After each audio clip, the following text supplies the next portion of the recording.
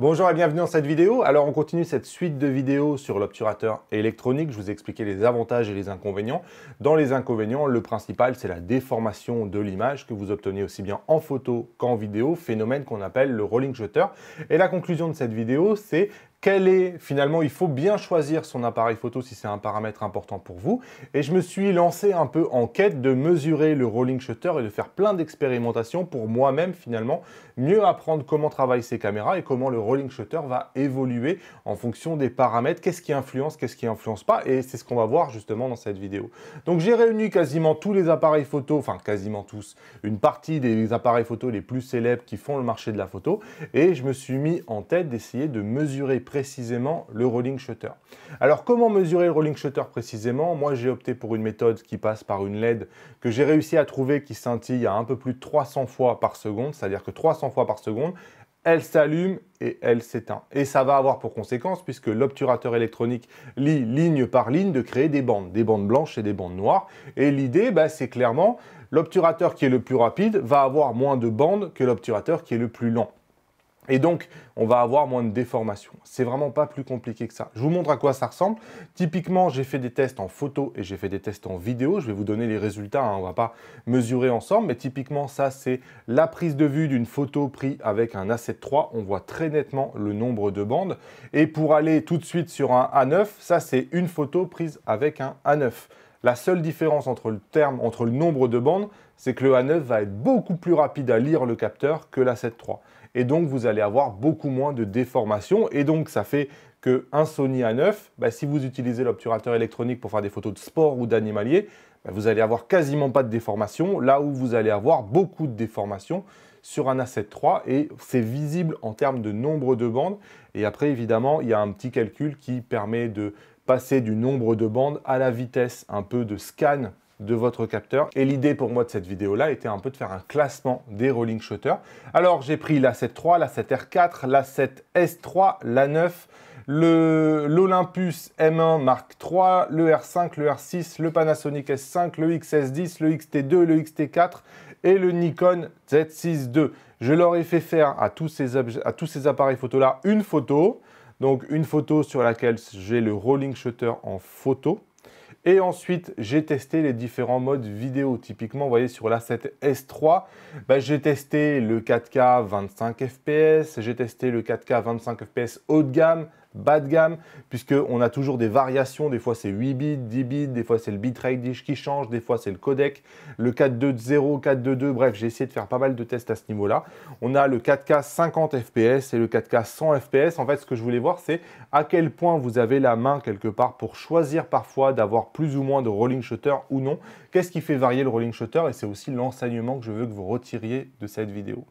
Allez, on va concrètement sur les résultats. Donc ici, je vous mets le résultat en photo. C'est résultat donc des photos que j'ai comparées et que j'ai mesurées. Clairement, le champion de la catégorie, c'est le Sony A9. J'ai mesuré environ un temps de scan de 1/150e de seconde. Donc c'est extrêmement rapide d'arriver à lire tout le capteur en 1/150e de seconde. Le deuxième meilleur, c'est le Canon R5, mais il est quand même assez loin, hein. On est à 1/50e de seconde. Pour autant, avoir 45 millions de pixels et ce type de rolling shutter là, c'est vraiment inédit sur le marché et c'est une super performance de la part de Canon. C'est juste qu'on n'est pas au niveau d'un Sony A9.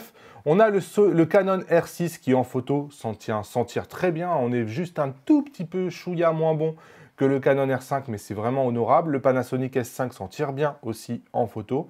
Le A7S III, le XT4, vous voyez, il y a un peu de différence entre tous ces modèles-là, mais on est globalement dans le même genre de rolling shutter en définitive. Ça ne fait pas une si grosse différence que ça entre tous ces appareils photo-là. Donc on a les derniers Fuji, on a le Nikon Z6 II, on a le A7S III, on a le Panasonic S5. C'est à peu près le même genre de rolling shutter. Un peu moins bon, on va avoir le dernier Olympus, le EM1 Mark III. Et ensuite, on a des anciens appareils photo. Et c'est là aussi que c'est intéressant de voir à quel point ça évolue. Vous voyez, le XT2, je l'ai mesuré à 1/25e de seconde. Le Sony A7 III, je l'ai mesuré à 1/16e de seconde. Et le A7R4, donc 61 millions de pixels, vous n'avez pas 61 millions de pixels à lire et vous ne pouvez pas aller vite en même temps. Et c'est lui ici qui ferme ce comparatif avec un temps de scan de 1/10 de seconde. Donc clairement, on va avoir beaucoup plus de rolling shutter par exemple sur un A7R4 que sur un A9. Il va y avoir une différence absolument magistrale si vous utilisez l'obturateur électronique en photo.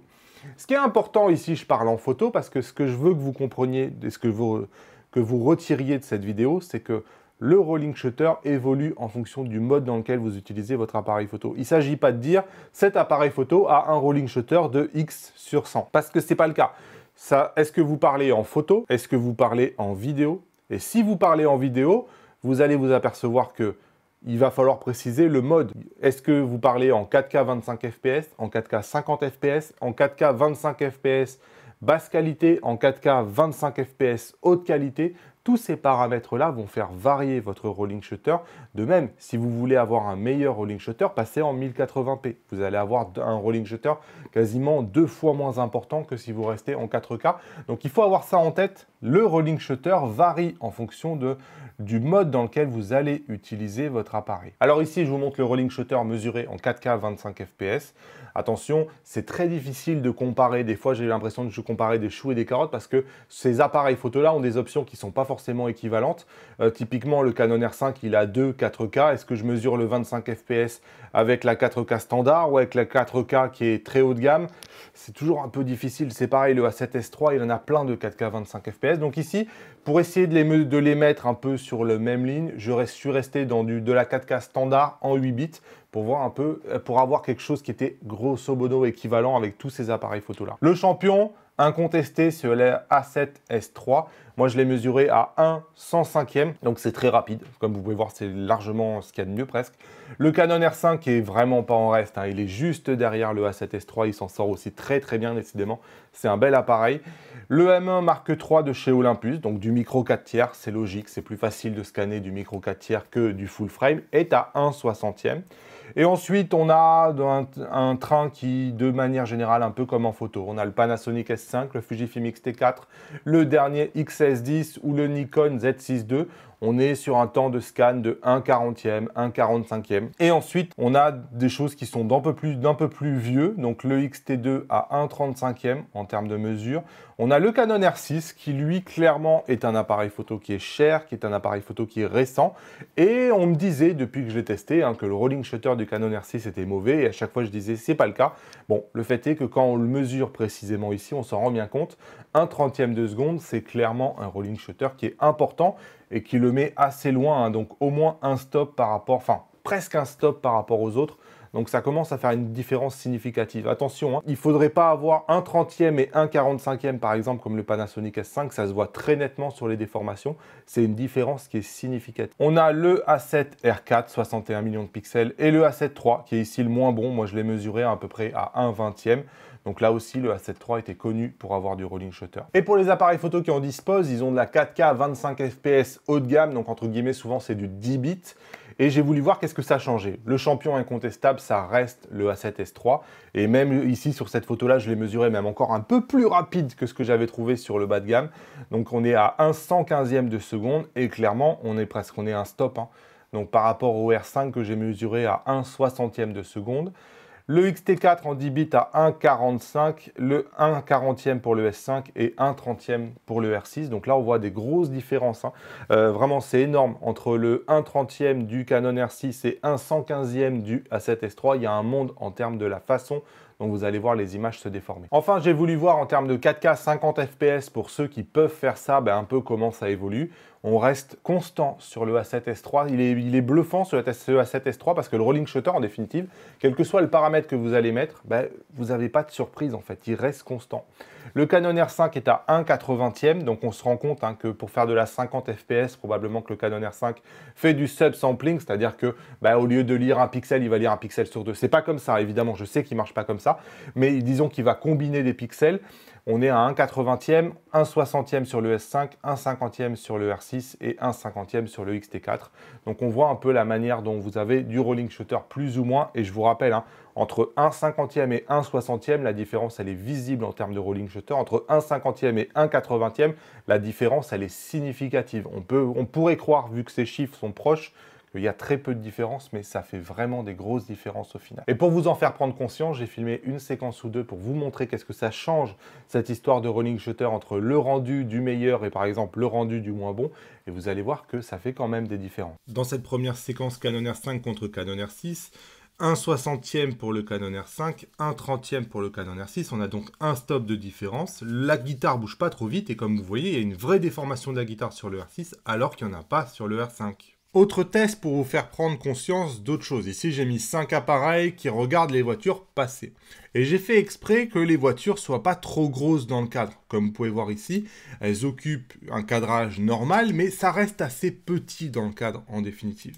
Et en fait, ce qu'on va s'apercevoir, c'est que l'importance de la grandeur de votre sujet à l'intérieur de votre cadre est important pour le rolling shutter. C'est-à-dire que ma voiture, ici, elle est en petit comme ça, vous n'avez pas de problème de déformation, il n'y a pas de nœud dans le cerveau à se faire. Ici, je suis au Canon R6. Je passe maintenant au A7S3. Vous voyez pas de vraie différence. La voiture, elle change pas de forme. R5, XT4 maintenant. Et maintenant, le A7 III. Aucun problème de rolling shutter. Donc, votre sujet, s'il est tout petit dans le cadre, par exemple sur un oiseau, bon, de passer d'un appareil photo à un autre et d'un rolling shutter à un autre, ça ne va pas poser de problème. Par contre, si j'avais fait le même plan à 600 mm avec le sujet qui prend 80% de la photo, j'aurais vu des déformations importantes sur la voiture parce qu'elle aurait été en gros plan.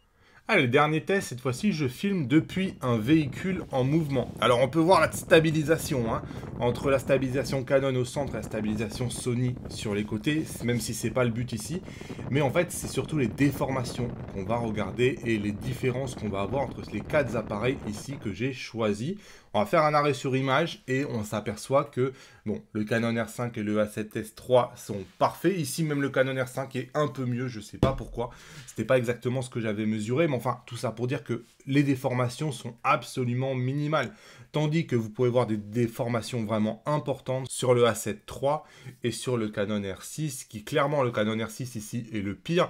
Entre du R5 qui on voit les lignes toutes droites et le Canon R6 qui ont des lignes déformées, franchement, on voit quand même une vraie différence et le rendu vidéo n'est pas le même. Qui a le meilleur rolling shutter? C'est le Sony A7S III, il est le champion vraiment incontesté. Le Canon R5 avec sa haute résolution est quand même vraiment bluffant et vraiment pas loin et il est meilleur que tous les autres sur le marché.